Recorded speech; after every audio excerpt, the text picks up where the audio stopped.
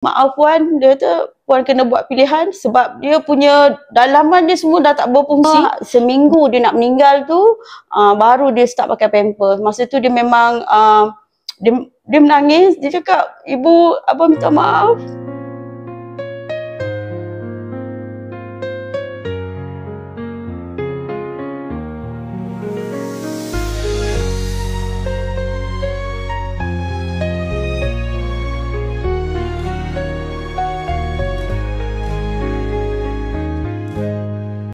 Hai, Assalamualaikum. Okey, saya Marina Muhammad Basri daripada Senawang, Seremban.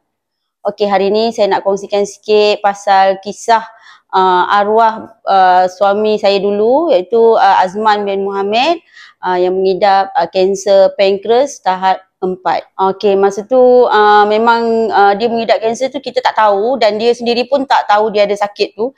Kita satu keluarga memang tak ada nampak apa yang dia ada sakit ke apa ke, memang kita tak tahu. So satu hari tu bila dia balik kerja je dia sakit perut. Lepas makan je dia sakit perut.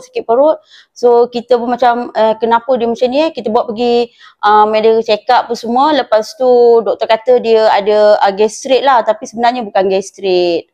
Okey, lepas tu satu hari tu dia balik, dia memang pengsan sebab terlalu sakit perut dia. Kita terus bawa ke kecemasan. Lepas tu doktor buat medical check up semua, masuk CT scan, doktor sahkan yang dia dah kanser pankreas tahap 4. Tak lama sebab dalam sebulan macam tu kan. Dalam masa sebulan tu dia ada cakap dia kejap sikit perut. Kenapa dia makan sikit perut. Sebabkan kanser tu pankreas dia dah tak berfungsi. So bila dia makan, benda tu tak boleh berfungsi, tu yang buatkan dia sakit kan. Dalam masa sebulan je kita dapat tahu yang dia ada kanser pankreas tahap 4. Masa mula kita tahu tu, hari keesoknya tu dia kena tahan wad. Hari keesoknya tu doktor bagi tahu yang dia tahap 4 kan. Dia memang tak boleh terima kenyataan sebab anak masih kecil-kecil lagi. Saya pun memang bisnes sendiri je, memang bergantung pada dia. Sebab dia bekerja kan. So dia fikir macam-macam, dia fikir sampai dia nak satu hari tu dia nak bunuh diri pun ada sebab dia takut kan benda tu. Sebab anak, dia fikir anak dengan isteri, anak masih kecil, yang kecil baru umur 8 tahun masa tu. So memang dia tak boleh terima lah benda tu. Sampai satu hari tu dia suruh saya tinggalkan dia. Sebab dia tahu, semua orang tahu kanser tahap 4 ni bukan senang nak baik kan. Ikut pada rezeki, kalau boleh sembuh tapi kebanyakan tak boleh sembuh. So masa tu satu hari tu dia nak tinggalkan saya sebab dia suruh saya lupakan dia lah macam tu. Tapi kita orang anak beranak pujuk dia lah. Bila doktor dah sahkan dia punya kanser dah tak aktif, so kita nak buat rawatan lagi, dia dah tak nak dah. Dia tak nak teruskan kemo. So dia nak stop. Dalam masa setahun tu dia tak buat kemo, dia tak buat rawatan apa-apa sebab dia takut untuk nak pergi kemo. Sebab kemo tu semua tahu kan, sakit, panas semua, muntah-muntah. Jadi dia tak sanggup. Dia stop lah selama setahun. Lepas tu kami pergi umrah. Bila kami pergi umrah dekat Mekah, dia kena lepas selesai umrah, dekat Mekah tu dia terus drop, masuk ICU. Balik pada umrah bulan 1 kita orang sampai Malaysia, bawa pergi IKN Putrajaya. Doktor sahkan dia punya dalaman dia semua dah teruk, dah habis merebak, kanser dia aktif balik. Tu doktor cakap keturunan. Dalam keturunan dia memang ada ayah dengan abang dia pankreas tapi dia tak kanser lah. Kira macam pankreas dia orang rosak lah tapi bukan kanser. Tapi dia, macam abang dia boleh kanser pankreas ni, yang doktor bagi tahu saya lah, dia ada bahagian kepala, tengah dan ekor. Tapi suami kena di bahagian kepala. So kepala tu dia duduk dekat sebelah hati dan jantung. So tak boleh operation. Macam abang dia kena di sebelah ekor, jadi dia boleh buang untuk operate, tapi macam suami tak boleh. Jadi punca-punca dia mungkin sebab keturunan satu lagi mungkin sebab pemakanan.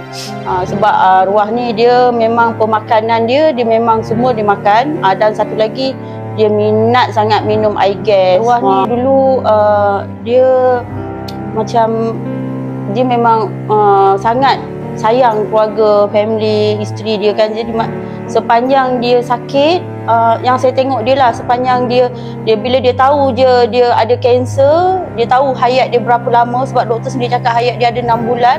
Sejak pada tu dia memang solat dia tak pernah tinggal. Daripada dia sebenarnya ni saya cakap sesuai, sebenarnya sebelum ni dia memang tak pandai nak mengaji apa semua. Jadi dia belajar, dia suka belajar tau. Dia belajar, dia beli, dia belajar. Dia memang tak tinggal benda tu, solat, mengaji, dia tak akan tinggal sampai dia khatam Quran semua. Sebab daripada dia tak tahu baca, dia pandai baca. Dia belajar, dia pergi belajar dekat masjid. So masa dia sakit selama 3 tahun tu, saya tak pernah tinggalkan dia. Saya layan dia macam suami. Saya hormat dia walaupun dia tak bekerja. Saya hormat dia. Orang pesakit kanser ni dia ada emosi yang tak tentu, tak stabil.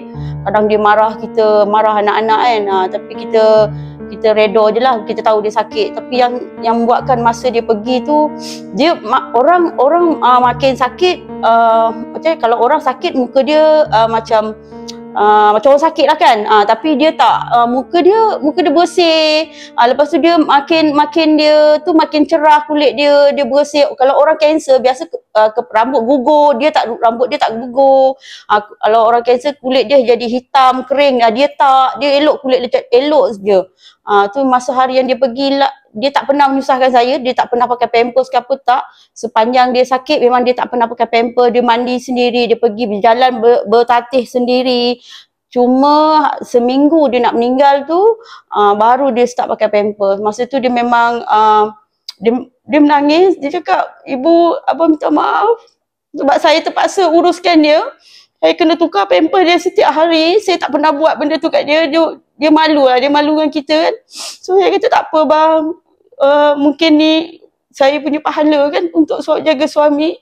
So dia nangis, dia memang nangis. Dia kata, "Kenapa ibu kena buat benda ni semua?" Sebab dia sangat malu. Saya kena mandikan dia. Sebelum ni saya tak pernah mandikan. Selama 3 tahun dia sakit, saya tak pernah mandikan dia. Dia boleh buat sendiri. Seminggu dia nak pergi tu memang saya betul-betul saya mandikan dia, pampers semua saya jaga. Kita duduk dekat hospital Selayang 4 minggu kita duduk dekat hospital Selayang sebab dia dah tak boleh. Doktor kata dia punya salur usus dia tu tak berfungsi. So makanan akan dikeluarkan, apa yang dia makan keluarkan semula ikut hidung. So doktor pasang salur untuk keluarkan semua makanan tu. So memang dia tak boleh bergerak langsung.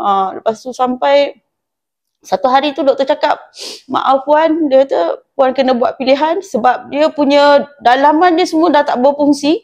Dia punya usus, dia punya hati semua dah tak boleh nak berfungsi dan memang dah teruk." So doktor kata, pagi tu doktor panggil saya, dia kata, "Puan, jantung dia boleh berhenti bila-bila masa, 30% je tinggal. So sama ada Puan nak duduk di sini ataupun nak bawa suami balik." So saya kata, "Saya bawa suami balik sebab anak-anak saya semua di Seremban, saya di Selayang." Saya kata, "Tak apa doktor, saya nak dia balik." Dia bawa, jadi hari tu juga petang tu doktor uruskan untuk bawa dia balik. So sampai rumah dalam pukul 8.30 malam. Sampai rumah pukul 4 pagi dia meninggal. Sebab kita dah tahu kan, doktor dah bagi tahu pagi tu jantung dia bila masa je boleh berhenti, dan kita pun reda lah. Sebulan macam dia nak pergi tu, memang dia selalu pesan. Kalau saya tidur, saya selalu perasan dia duduk menangis. Kalau saya tidur, saya tengok dia, saya kata, "Kenapa nangis bang?" Dia kata, dia minta maaf, dia tak boleh nak bagi apa-apa. Dia kata, "Abang tahu ibu penat cik duit, semua ibu buat sendiri. Anak-anak saya semua saya uruskan sendiri." Dia memang tak boleh buat apa. Memang selalu dia pesan kat saya, jadi apa-apa dekat dia, anak-anak jaga. Apa-apa pun anak-anak kena jaga, utamakan anak-anak dulu. Tu je lah yang dia amanah kat saya, anak-anak dia. Okay, untuk anak saya yang perempuan, Nur Afiqah, dia memang, Kak Yung memang rapat dengan ayah dia, sangat rapat. Sebab dia yang perempuan sulung kan, yang bawah-bawah lelaki.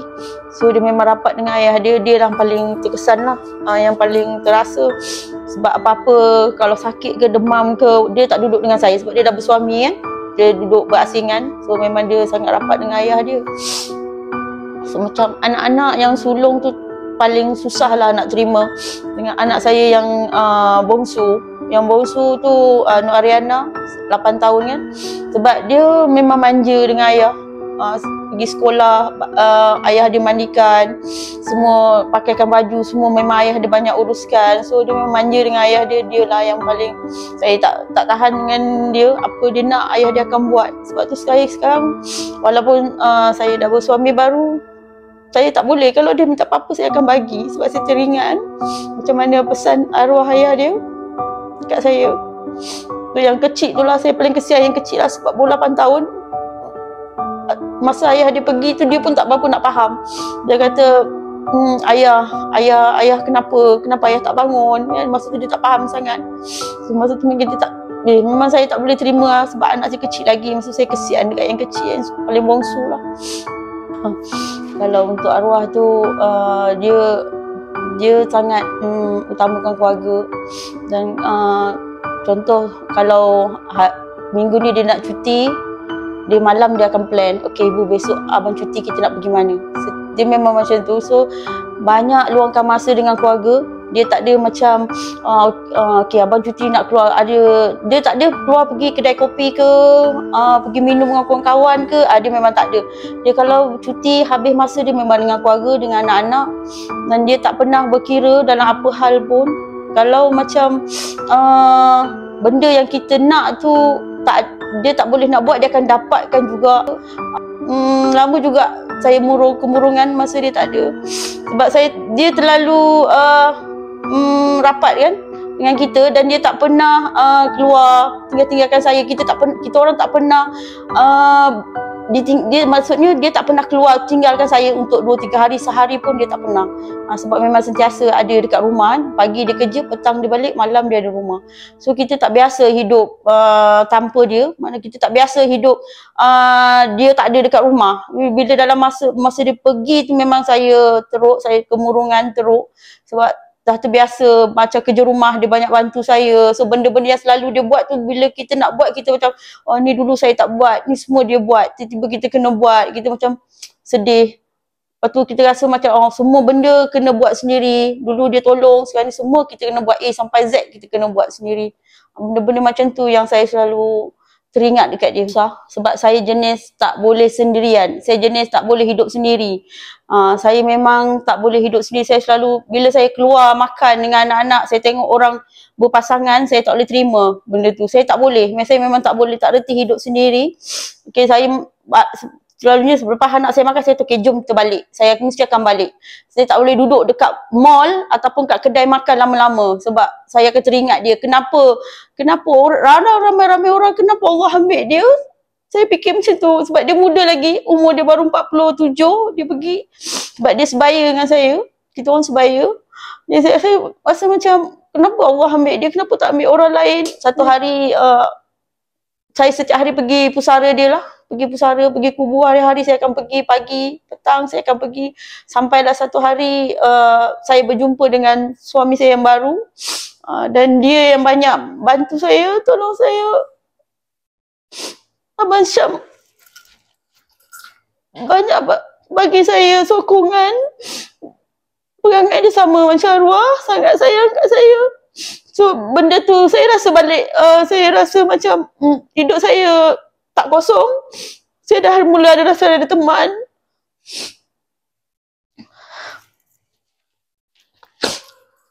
Sebabkan dengan Abang Syam, saya sikit-sikit boleh lupakan. Bukan maksud saya lupakan arwah, tapi saya boleh lupakan kisah silam. Saya tak nak saya jadi murung. So apa yang dia buat, Abang Syam buat dekat saya, suami baru saya, anak-anak dia boleh terima saya. So benda tu yang buat slow-slow saya jadi bangkit balik. Saya okey, saya boleh berniaga balik, saya boleh buat on balik saya punya bisnes. Kalau tidak, dalam masa 3 bulan saya tak fokus dengan bisnes. Saya lebih suka pergi kubur. Semua perniagaan saya macam tak ada mood nak buat, macam malas nak buat kan. Jadi lepas saya kenal dengan Abang Syam, suami baru saya, baru saya boleh buat balik semua kerja-kerja yang saya tinggalkan. Saya memang ada kemurungan, anxiety. Saya kena sebulan dekat 2 bulan saya kena. Doktor bagi saya ubat supaya saya tenang, tak bagi saya banyak fikir. Saya cuma ambil ubat daripada doktor tu untuk hilangkan rasa kemurungan, sebab setiap malam saya tak boleh tidur. Memang tak boleh, waktu malam memang tak boleh tidur.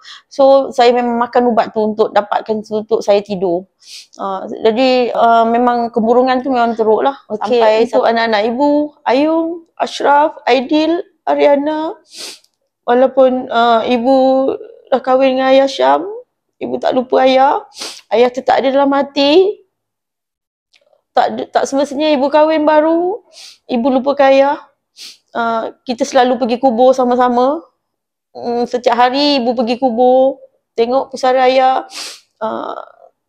Pesan ibu kalau jadi apa-apa ke ibu, jaga Ariana. Tu je. Sebab itu amanah ayah. Jaga Ariana sebaik mungkin sebab Ariana kecil lagi kan.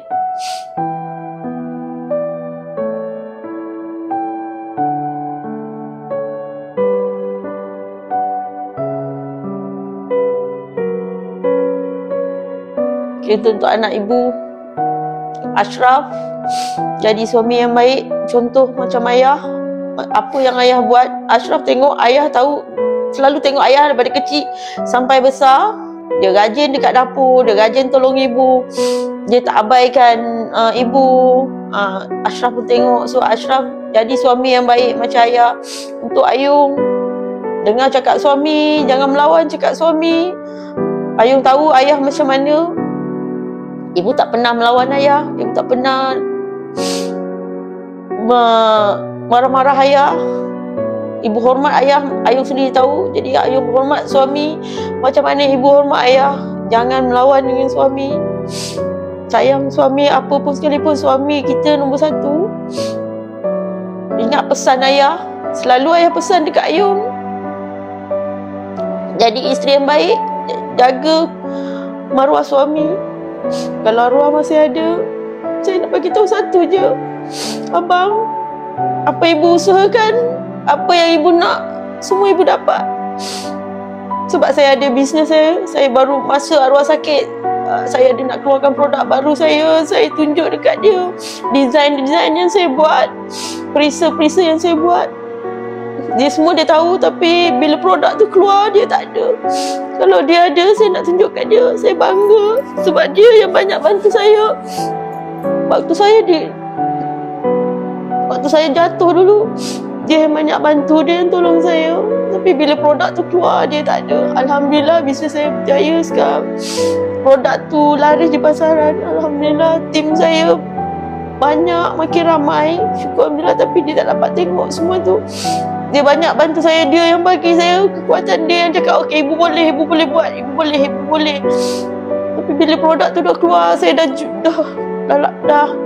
ramai orang kenal, tapi dia tak nampak benda tu. Dia tak nampak kejayaan yang saya ada sekarang.